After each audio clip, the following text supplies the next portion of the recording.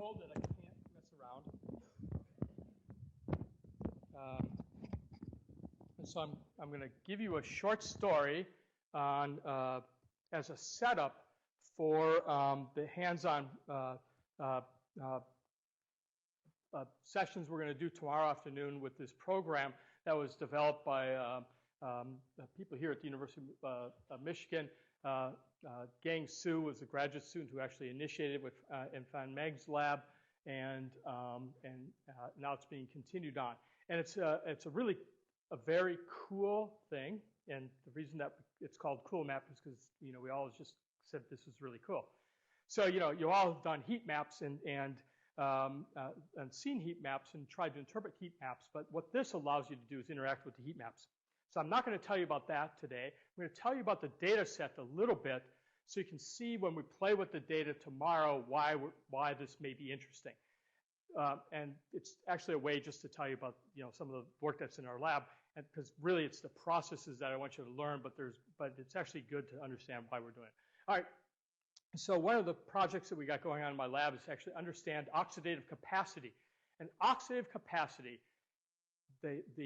how hard you can run on a treadmill and how much oxygen you can take in at your maximal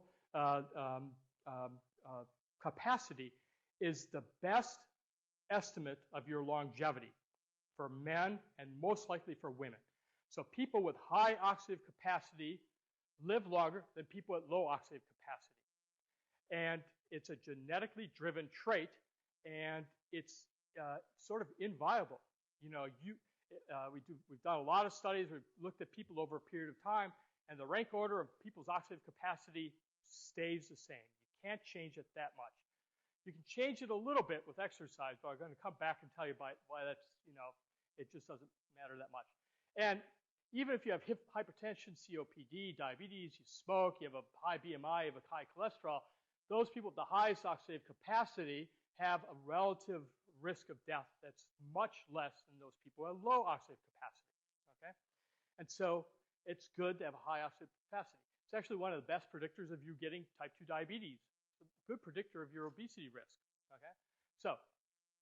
So Steve Britton and Lauren Koch back in 1998 developed this model of a rat that they bred for high oxidative capacity. So wanted to create a genetic model. So they started with this heterogeneous stock of rats. This was derived from 8 inbred strains of animals, and a couple of those strains are represented here. And they ran them on a treadmill initially 5 times, now it's 3 times. And the highest oxidative capacity that the rat has, as estimated by the distance they can run on a treadmill that goes faster and faster and faster and faster, is their oxidative capacity. And so they took 13 males and females in the high group, in the high group and the low group, and they started breeding them together in a rotational breeding scheme to decrease the genetic inbreeding and to find the genes associated with high oxidative capacity. Now they're out to 39 generations now, and what you can see is that here's where the stock or the beginning stock of the NIH stock started. Here's a bunch of inbred strains of rats. And what you can see is really what's being selected for is better oxidative capacity, okay? And these guys have really kind of a cool phenotype. So they eat as much. In fact, the high capacity runners probably eat a little bit more per lean body mass as the low capacity runners, yet they have a lower body weight, so they have less risk of obesity, as it were. Their glucose levels are lower, their insulin and glucose levels are lower, their fatty acids are lower, their blood pressure is lower, their O2 uptake and diffusing capacity is higher, and their natural lifespan is longer. So I want to know how you can eat more, gain less weight, and live longer. Okay, everybody with me? All right. All right. And so here's survival curves. This is one of a couple studies that have been done.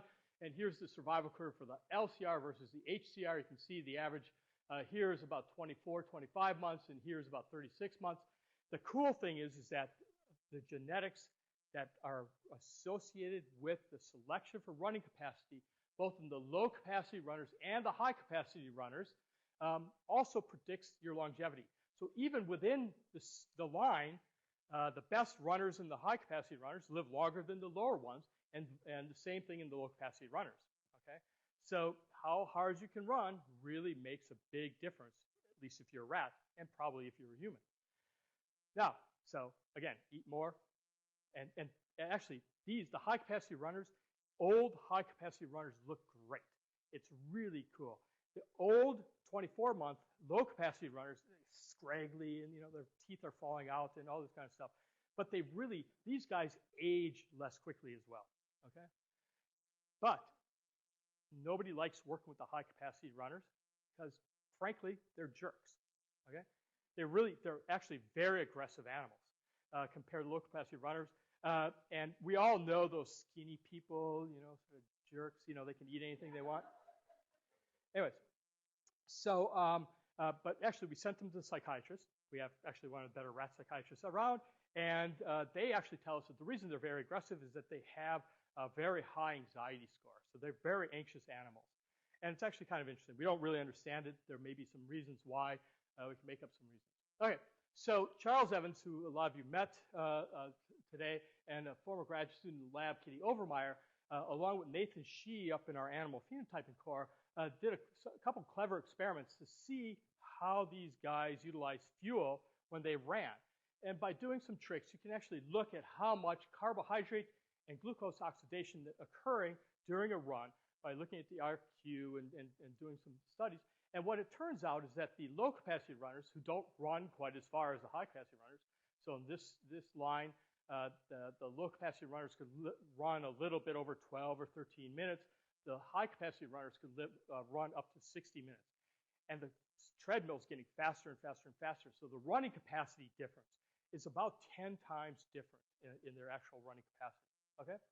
And what they found is that using metabolomics, they could find that the plasma fatty acid levels, although not much difference at baseline, they fell a whole lot more in the high-capacity runners, and they made more acylcarnitines. And this is reflected in the fact that these animals can use a lot more fatty acids than during running. They have a capacity to use fatty acids while they run much more. And what we believe is that they just spare their glycogen, because once you use up your muscle glycogen when you're running hard, that's when you stop running. Because once you've exceeded the capacity to make ATP in your mitochondria, the only thing you can do now is actually use your glucose to make lactate through glycolysis. And remember, glycolysis makes ATP at 100 times the rate of the TCA cycle. And so once you're done with that, you're done running. Okay. So anyway, so that's why they do it. So I want you to just remember this. Because we're going to look at lipidomic platforms tomorrow. Here's PCA plots. And so this is skeletal muscle transcriptomics. We find that there's an upregulation in the capacity to run, or to burn fatty acids, the genes associated with fatty acids. We've done proteomics. Those are up as well. Now, the interesting thing is that what we did is we calorically restricted these animals. And the reason we caloric restricted them for a year was to really understand whether this increase in longevity was associated with a pseudo caloric restriction. So think about what these animals do. They can eat more, yet they only gain 60% of the body weight. So they're wasting energy, okay? So they have a great capacity to use fuel, but they actually don't do it very efficiently.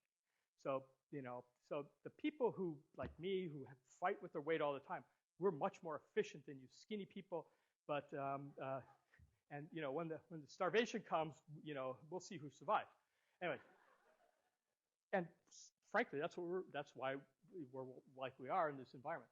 But what's kind of cool, if you look at the transcripts and you look at what caloric restriction does in the low capacity runners, what you do is you move over to here. The high capacity runners are already moved over in the PC1 space, and they don't move quite as far. Again, this suggests that these are sort of calorically restricted a little bit. If you look at untargeted metabolomics, we have sort of the same thing. The distance that the LCRs move on the space is more than the HCRs move with the caloric restriction.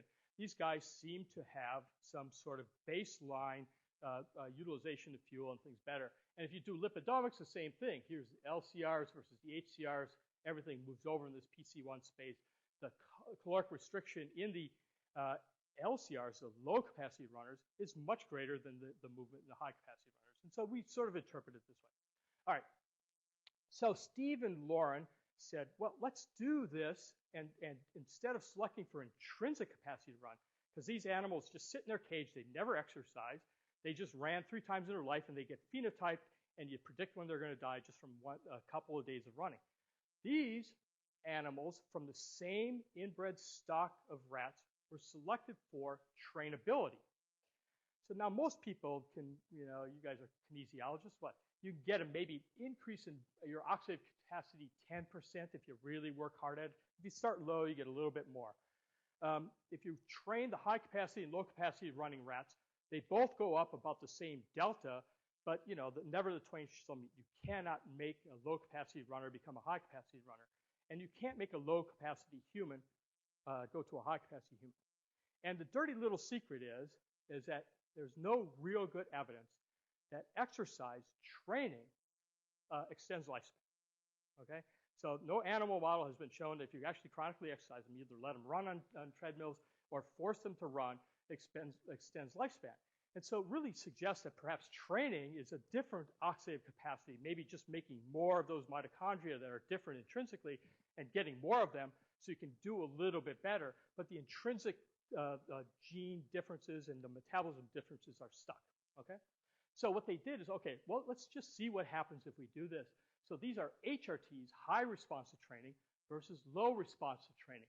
And what they found is that the founder population is here. They took the end founders that were high training and low training, and then they selected, and now it's up to about 21 generations.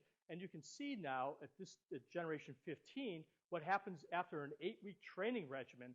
Most of the low capacity runners actually are worse off than they started with. Their oxidative capacity hasn't changed, whereas the high responsive training group actually has a positive response, and they can do it. And this is known in the human population. About 15 to 20% of people, depends on what you look at. If I train you, you don't train. You just don't run better. We applied for a grant from the Department of Defense. They used to punish recruits who couldn't improve their performance after training because they thought they were just not training hard, when in fact it was genetically predetermined that they just weren't going to be able to train. So they sent out a grant, which we didn't get, to try and understand why this is. All right. So here's the males and females and some older animals. We got some blood from older animals, and you can see that the LRT versus HRT at baseline, and then after training, the LRTs are down a little bit. The high responsive training animals are higher. In the females, the boys here, they really actually don't do that well. Actually, the females, tends to be a sexual dimorphism in here. So we ran some blood with the high capacity males, and you can see the high females go up, the males go up a little bit in the line, and then they come back down. So there's a really interesting sort of sexual dimorphism in this response, and it's not quite clear what it is.